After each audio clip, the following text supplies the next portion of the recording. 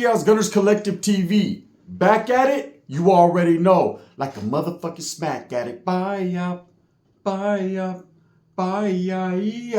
In a minuto style in direct fashion, we're going to get straight into the content of the day. But before we do, let's hit that like and subscribe button. Put your notification bell on all so that we are directed in the direction of the dope content I am kicking. And I highly appreciate all the support. We're going up, man, and it's all because of you. So trip out. Bitchy Wes Watson. Right? Big for nothing, right? Now look, I've seen a lot of his stories, a lot of his videos, man. I'm not gonna lie. When he first popped out, I subscribed. Why? Because I was interested in prison stories. Just like I think you all are. That's why you're on my channel. There's a lot of people that wanna see what's going on. You know, see where this motherfucker's mentality in his head was at. And coming from a Woods perspective, man, I was definitely intrigued to see exactly, you know, what he was going to say. But after about the first half minute of the very first video, unsubscribed, right? I was gone. And it was because within that 30-second period, I caught him in about 5 or 6 different fucking lies. And I just said, oh, man, anyone that's ever been on a 4 or 3 yard knows what it is, right? Well, one of his main videos that he ever did was he's talking about being swole. Someone asked him a question and he was like, being swole is why I was the shot caller on every yard that I went to. Guard! Is that caca or does it just smell that way, right? Let me explain something to you. Being swole is not even close to a quality that means leadership or leader.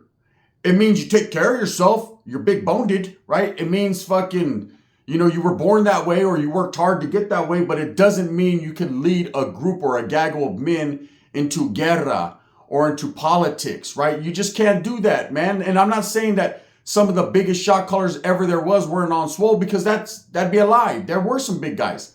You know, when you, prison's not unicorn shit, okay? There's not a leprechaun there with me pot of gold. What the fuck? That's not what it is. Prison is reality in real life. And if you go there, there's going to be rules, regulations, politics, and a lot of things that you're going to have to abide by. And you don't need some big fat musclehead steroid motherfucker trying to tell you what to do. You need an honest opinion, someone who's going to give it to you straight up, even if it's not honesty, but he's going to tell you straight up the way it is. And that's how it be, right? Education is instilled by those who are educated, not by those who got a little fucking swole and think they're that bad, man. See, in prison, it's not like the movies. It's not fairy tales. The biggest guy with all the tattoos is not the meanest dude on the yard. Usually, anyone that knows will tell you the meanest guy on the yard, the one that's probably functioning the realest and the hardest behind the scenes, is some little old skinny dude slammed in the back of the shoe with some glasses on, right? Who's been doing this for a very long time and has the game figured out. Okay, when Wes Watson tells his stories about being a llavero or a key holder, that's how the Woods would say it, brother, the key holder, on every fucking yard that he basically touched, he's a liar and a fat mouth. We won't even call him a fat mouth, just a fucking liar. It's straight lies, because anyone who believes it, then you're susceptible to believing anything. Hey, look, there's a dragon. You know what I mean? Come on now. There's no way you're a soca and you're sucking it up with a super straw. Just because you're a bigger than the next man doesn't give you the right, or it doesn't make you a shot caller everywhere. Nobody's scared. Let me explain something to you. When you're big in prison, this is what's going to happen. Damn, that's a big ass dude. Now we got to stab him. You become a target. The bigger you get in prison, anyone will tell you, any prison gang member, anyone who's fucking functioning or have done time will tell you, the bigger you get, yes, obviously the more threat you become. So it doesn't give you more respect or more accolades or oh shit, yeah, he's a cool guy. His fucking vein is popping out in his asshole, Wes, right? None of that shit matters. What matters is now you've become a bigger target. Now, when something cracks off with your ethnicity, your people, because you got to be part of something, now we're just going to send more shooters at you.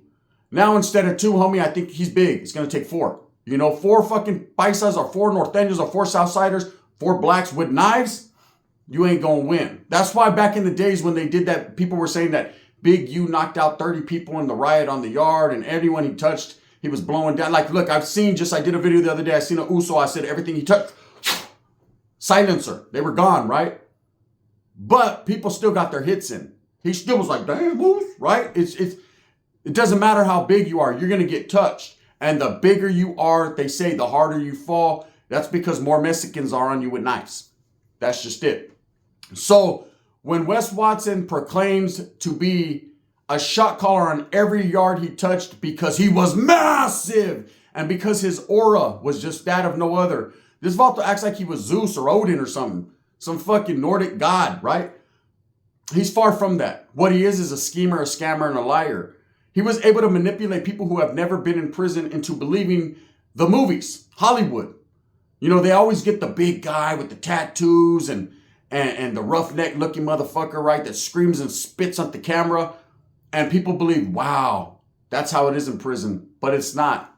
Prison is professionalism and respect. The smallest guy in the yard can have the loudest voice, but you won't hear it unless you listen closely.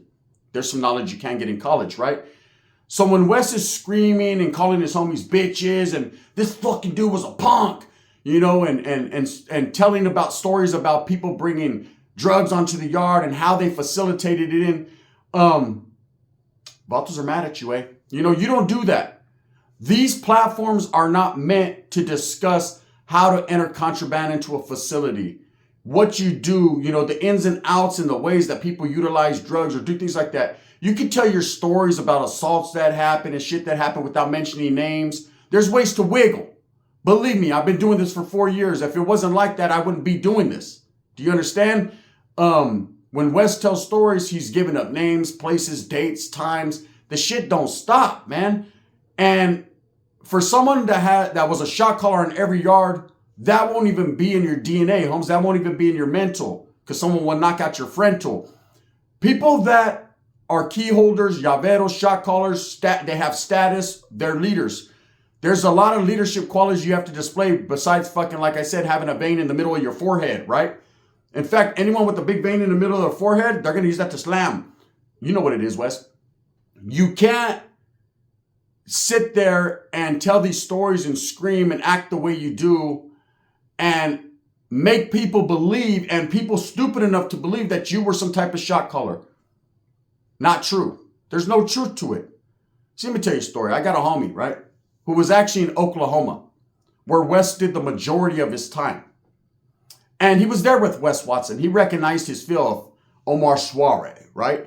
You know, hey, he told on the fucking bro, you know, hey, how do I know? Fucking, you saw Sosa says so. So Omar's, yeah, Sosa says so. So the homie Sosa told me, he said, hey, bro, that Vato was not a shot caller.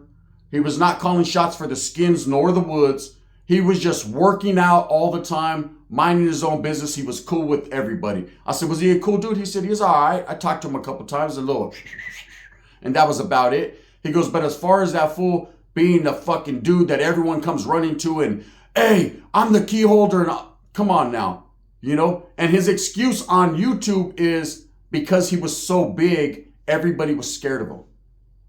Vato ain't even that big. Okay, out here off the steroids and all that, yeah, he's pretty swole. You know what I mean? I'm not hating on him. The Vato works out. He's dedicated to his craft. But in prison, he's a pea in the pod, homie. There's monsters in there. The Loch Ness Monster is in prison. I'm going to tell you, there's Bigfoots in that motherfucker. Literally with fucking some size 22s, big feet. There's some brothers in there that are so big, Wes Watson looks like the foreskin on their dick. I'm telling the truth, right? Now, he's a pretty big dude though, right? But that doesn't mean people are going to be scared of him in prison whatsoever. No man who's functioning active on a general population yard is spooked or scared in any type of way of another man. Just doesn't work like that. So when that person asked that question, how did you become the key holder? How did you become that man? Because let me tell you, there's some rowdy ass Woods in there, brother, and some Skins. There's some serious ass dudes that have been around a long time. So you mean to tell me, Wes, because you're a big dude, and he wasn't even that big in prison. If you look at his transition from prison to now, minus the fucking weight gain or whatever he's on, right? He wasn't as big. So you mean to tell me Dago Wes Watson, hardcore, was a shot caller everywhere just because you said so? Look, man, I'm going to tell you guys straight up right now, gente. That's not the way it works out. There's some rowdy ass motherfucking solid ass Woods that have been doing time that will put a whole pole through you. Okay? Conan the Barbarian shit. Without hesitation. One thing about the Woods, the Skins, the Whites, the white men on them yards is there's not as many of them as, say, anyone else, unless you're in Susanville, the White House, on Lassen Yard. But everywhere else, their numbers are minimal. But let me tell you something. When the Woods or the Skins lay a demo down, everybody sees the sangre. They make sure motherfuckers know. What does that do in prison? Let me explain what that does to you, or what that does. The reason why people, when they do a pegada, they do something, it's so vicious and they want other people to see, other groups to see. That's just it. They want everybody to know, hey, them vatos don't fuck around. That's the way you instill fear, which translates into respect in prison. Because if your group is just constantly getting fucking smacked on, or not fucking getting your retaliation back, or not doing anything, eventually word circulates. Prison's a small community, right? Word travels. Vatos are being transferred every day. Hey, did you hear what happened? Nah, them vatos are getting the shit smacked out of them, bro. Never once did they come out of the oil and take flight. And then everyone else is like, oh, they're poop butts. And they'll judge every book by that cover. So when you do something dangerous, that same guy that transferred, you'll be like, fuck, bro, did you hear about what happened? I was right there. Them fucking Woods almost chopped the shit off, right? Then everyone's like, yeah, that's why I don't fuck with Woods. They're crazy, brother. Especially if they ain't got no coffee, right? Word travels. It's not comadre shit. It's just motherfuckers are spreading the word. You heard? They're telling stories. They're talking about where they come from. Because best believe that's part of the get down. When you get to prison, they're going to be like, hey, how was it on that yard, bro? Was it rocking or what was it? Yeah, bro, it was fucking vicious, eh? Damn, bro, I ain't trying to go over there. Fuck that, right? Or they're going to be like, weak ass yard, bro. Vatos weren't even doing shit. Vatos are getting fucking boned in their shit. Not, what? Serio? Yeah, and then you have his homeboy, I'm trying to go over there. What? Right? And I'm telling you. So anyways, when I hear these stories, and the only reason that I'm talking about Wes Watson, I'm not doing it to hate on the man, because he lied. You don't have, and I want to do it in a general sense. Being swole doesn't make you a shot caller in prison. That's a lie. That's unicorn shit. That's Puff the Magic Dragon shit. It's not happening, okay? What makes you a leader is you're born that, or you educate yourself into that. Or you're at the right place at the wrong time and you slide into that position. You know, I've seen plenty of times where a youngster goes into prison, not laced up, gets in with the right crowd, the wrong crowd in reality, but the right crowd according to what's going on in there. And they lace them up tight, man. They take a liking to the little young fella. They're like, hey, bro, come here, get up under the wing, eh? You know what I mean? And next thing you know, this vato is on that yard. And then he goes to a prison, and his name and his reputation because of the pegadas and what he's done to earn his credibility precedes him. And when he gets to the yards here, llavero, right? Or he's in a part of a mesa, or he's part of the, you know, the COC or the upper echelon of whatever gang you're from, however you want to say it. It's all the same shit, right?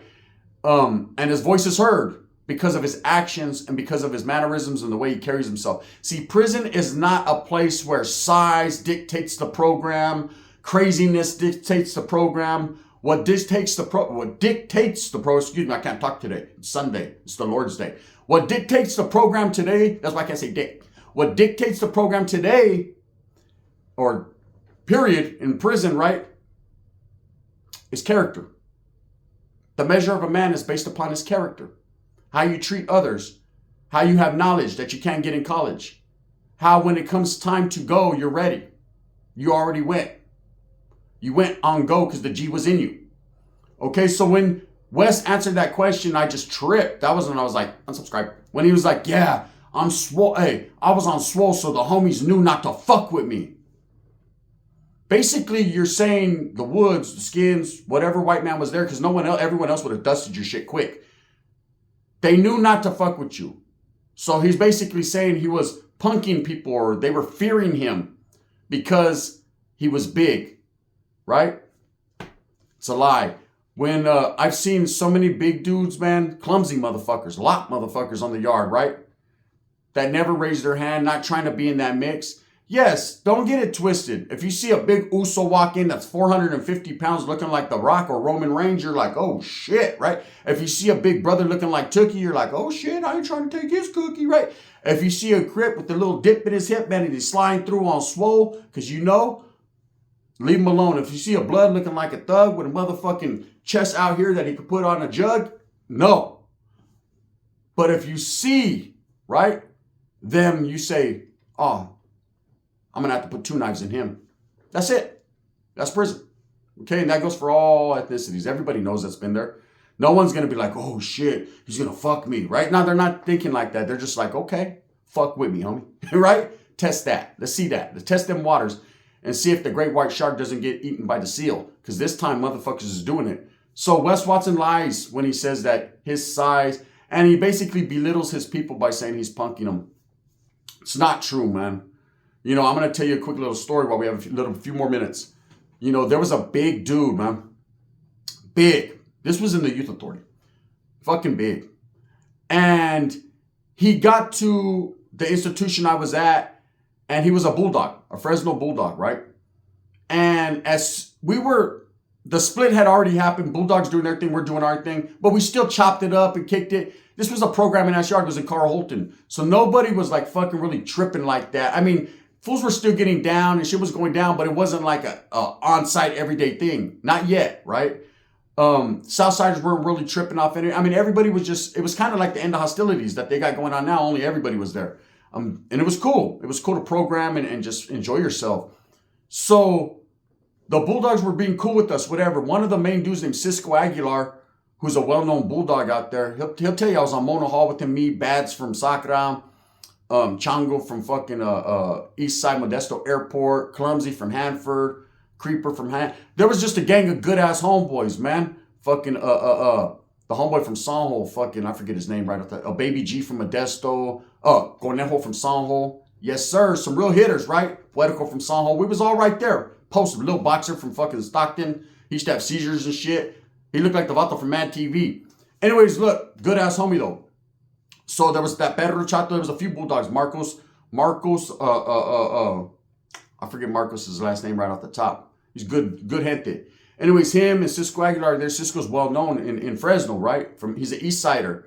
And he was hella cool with me and Bad Boy. We're like three peas in the pie, like three fucking musketeers on that yard, chilling. So anyways, he jams. When he jams, a little bit of the philosophies and the canalismo and the love for the north that goes with him. So now Marcos Terrones was there. That was the homie. So now these vatos are fucking, the Bulldogs are like kind of staying away. They're youngsters. They're kind of staying away a little bit. All right, whatever. This big ass Pedro comes. Big, right? And as soon as he comes, automatically, he has all the influence. He's the shot caller. Now, this was an incident where I seen where they based it upon his size, right? 6 months later, the smallest motherfucker in the institution cracked him, and that fool started crying in the program. I'm not doing it to clown the Pedro Chatos, right? Because really, at the end of the day, he wasn't cut out for that. He wasn't one. And then every time the Bulldogs in, they got on his headpiece, on his helmet, on his Bo Jackson. And I'm going to tell you why.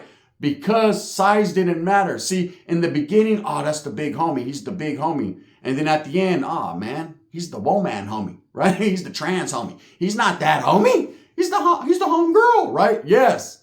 He wasn't all that. Size didn't matter, man. And the little youngster, small dude that cracked him, homie, didn't care about his size. So when Wes is running around talking about he was a shot caller everywhere he went because of his size. Now, if he said, hey, yeah, I was a shot caller because I'm educated, Holmes, because I have the best interests of my people, and I was able to fucking, be diplomatic and talk to other races and do all that, and they believed in me. I could believe that, because those are usually the vatos that are in position to do that. Vatos that know how to talk, homie. Vatos that are with the rhythm and whatever wave you want to get with. They're going to splash your ass, but at the end of the day, they're going to use diplomacy and they're going to get at you, because that's what prison is. Prison is tension all the time. There's always some type of drama, because there's always shit going on, right? And it's how you minimize that without getting slammed down. See, that's the end game right there.